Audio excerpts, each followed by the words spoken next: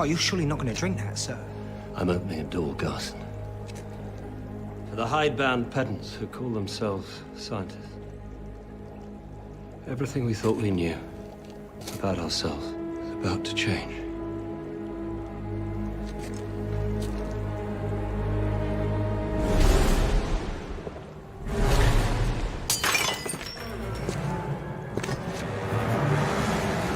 Sir? Sir? Doctor...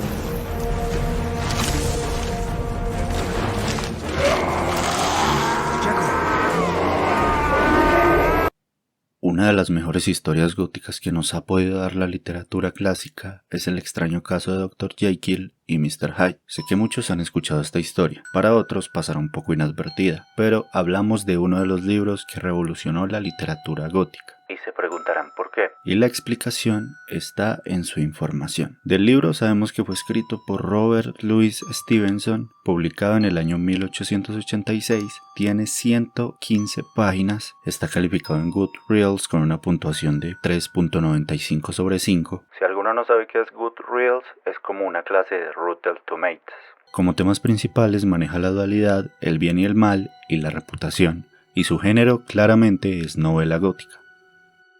Pero si nos devolvemos, podemos leer que aquí dice dualidad y reputación. Así es, hablamos de un libro que toca temas como la esquizofrenia, múltiple personalidad, el terror psicológico, giros de trama inesperados, la reputación y el suicidio del personaje gótico. Todo eso en una sola obra. Para pocos, incluyéndome, hablamos del libro más importante de la literatura gótica. Y surgió gracias a un sueño, su historia principal tardó 3 días en escribirse y lo más sorprendente es lo que acabo de decir. Escribió 115 páginas en 3 días. ¿Qué estaba pensando Stevenson para escribir sobre la personalidad múltiple, esquizofrenia y dualidad en solo 3 días? Pero esto no es lo peor de todo. Hablamos de un libro que es considerado como una joya literaria por tener una escritura maravillosamente descriptiva. Es por eso que en este video hablaré de la vida de Robert Louis Stevenson, el momento en el que creó el libro, la sinopsis del libro, descripción de Dr. Jekyll y Mr. Hyde, y por último, la importancia de este libro en el momento de su salida al público.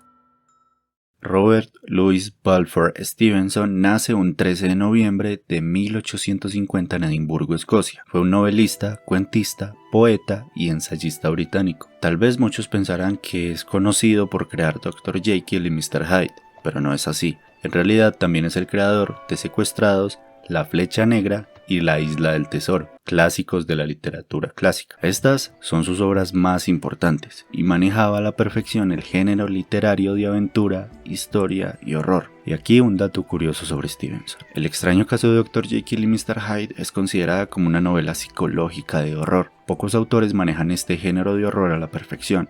Y aunque Stevenson no es uno de ellos, es su libro junto con Metamorfosis de Frank Kafka los principales exponentes de este subtema. A principios de otoño de 1886, los pensamientos de Stevenson giraban en torno a la idea de la dualidad del ser humano y cómo incorporar la dualidad del bien y el mal en una historia. Una noche tuvo un sueño y al despertar tenía la idea para 2 o 3 escenas que aparecerían en el extraño caso de Dr. Jekyll y Mr. Hyde. A altas horas de la mañana, dijo la señora Stevenson, fui despertada por gritos de horror de Louis.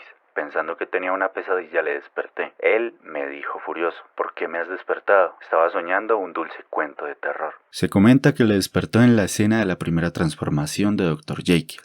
Lloyd Osborne, el hijastro de Stevenson. No creo que haya habido antes una hazaña literaria como la escritura de Dr. Jekyll. Recuerdo su primera lectura como si fuera ayer. Louis, bajo enérgico, leyó casi toda la mitad del libro en voz alta y luego, cuando todavía estábamos sorprendidos por la obra, él ya estaba otra vez lejos ocupado en la escritura. Dudo que la primera versión le llevara más de 3 días. Como de costumbre, la señora Stevenson leyó el esbozo y apuntó sus críticas en la margen. Aunque no lo crean, la señora Stevenson tenía una gran capacidad de lectura crítica y manejo de los géneros literarios, ayudando a la construcción de La Isla del Tesoro y Secuestrados. Pero esto se evidencia más adelante. Para este punto, Louis ya estaba postrado en la cama, padecía tuberculosis y sufrió durante años mordiscos rutinarios, largas temporadas invadido por la fiebre, insomnio y los pulmones encharcados de sangre hasta el punto de escupir sangre al toser. Sin embargo, lo único que lo hacía olvidar su triste vida era escribir.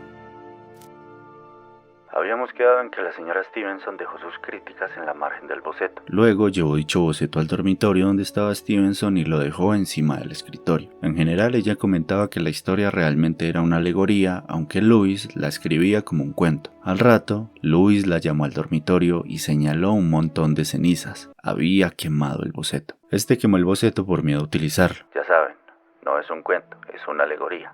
Louis confiaba fielmente en su esposa. La acción de quemarlo no fue accidental, lo hizo a propósito para obligarse a comenzar desde el principio a escribir una historia alegórica como ella le había sugerido. Stevenson volvió a escribir la historia otra vez en 3 días. Según Osborne, la mera hazaña era enorme y en vez de dañarle, esto le despertó y entusiasmó de forma inexpresable. Luego siguió refinándola y trabajando en ella durante 4 a 6 semanas. Y ese mismo año sacó su obra. Antes de pasar al impacto que tuvo la obra, profundizaré en algunos temas sobre ella. El extraño caso de Dr. Jekyll y Mr. Hyde cuenta la historia del abogado Mr. Utterson, quien por una serie de eventos misteriosos que ocurren en Londres del siglo XVIII, se da cuenta de que su mejor amigo, el honorable Dr. Jekyll, guarda un oscuro secreto. La historia, que comienza desde el principio en una atmósfera íntima y misteriosa, nos lleva a conocer a Mr. Enfield, un caballero que le cuenta a su amigo Mr. Utterson la extraña historia de un hombre tosco y misterioso que agredió a una niña sin inmutarse.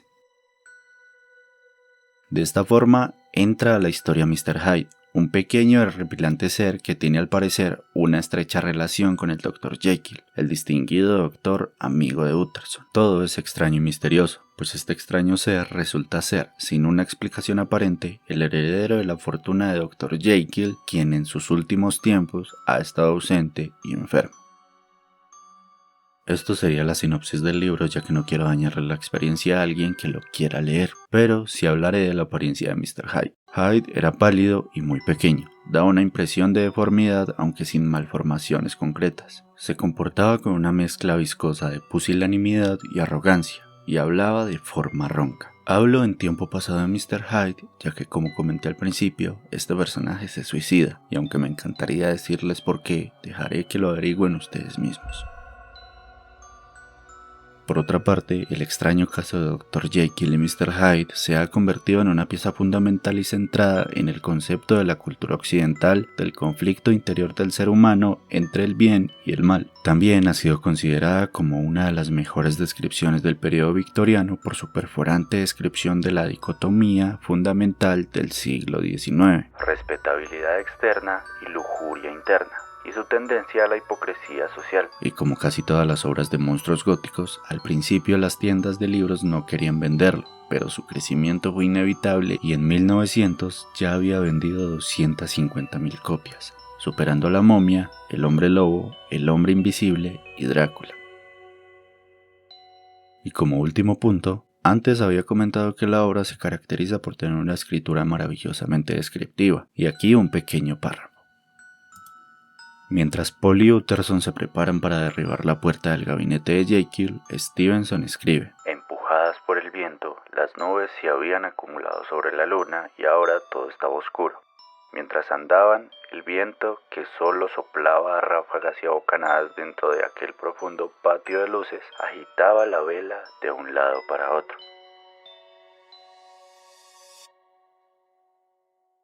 Finalmente, Robert Louis Stevenson muere en 1894 de una hemorragia cerebral, exactamente una hora después de que Stevenson terminara de dictar a Osborne un párrafo de su novela más ambiciosa, Weir of Hermiston. Eso sería todo.